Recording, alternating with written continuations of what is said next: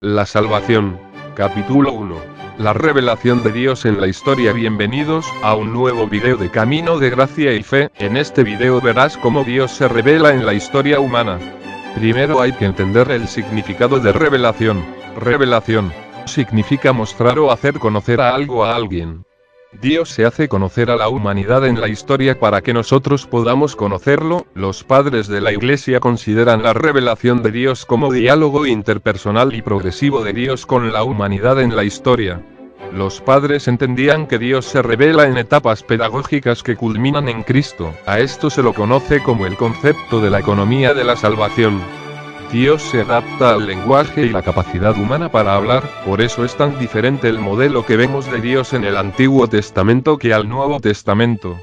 Dios se revela como un maestro pedagogo para preparar a la humanidad. Grandes pensadores, como San Ireneo o Orígenes, veían al Verbo, Cristo, como el definitivo revelador del Padre.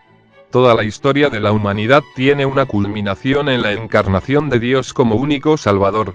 Consideraban que los acontecimientos de la historia de Israel y los anhelos de verdad presentes en la filosofía clásica, grecorromana, eran una preparación, o semillas del Verbo, que Dios utilizó para disponer a los pueblos al Evangelio.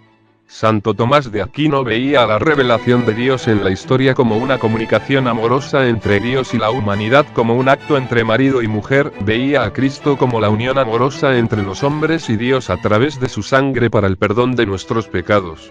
San Agustín de Hipona veía a la historia ocurría bajo la voluntad de Dios, veía a la historia como un enfrentamiento entre dos comunidades invisibles.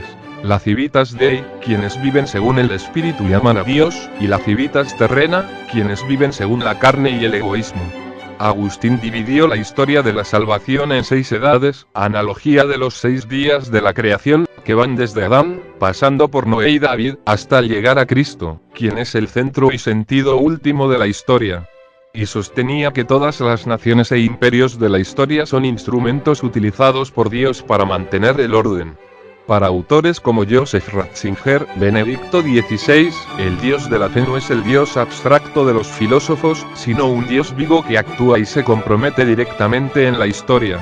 En la actualidad los filósofos católicos sostienen que la razón humana por sí sola puede alcanzar ciertas verdades sobre Dios, filosofía natural, pero necesita de la revelación histórica para comprender el designio completo de amor y redención.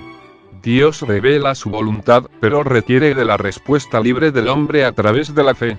La comunidad creyente, la Iglesia, tiene la misión de transmitir, interpretar y actualizar esta revelación en el contexto social y político de cada época. Conclusión. Dios se revela a la historia a través de acciones grandes para que la humanidad encuentre su amor, luchando contra la maldad y el pecado, siendo la culminación el mismísimo Jesús Cristo en la encarnación. Gracias por ver.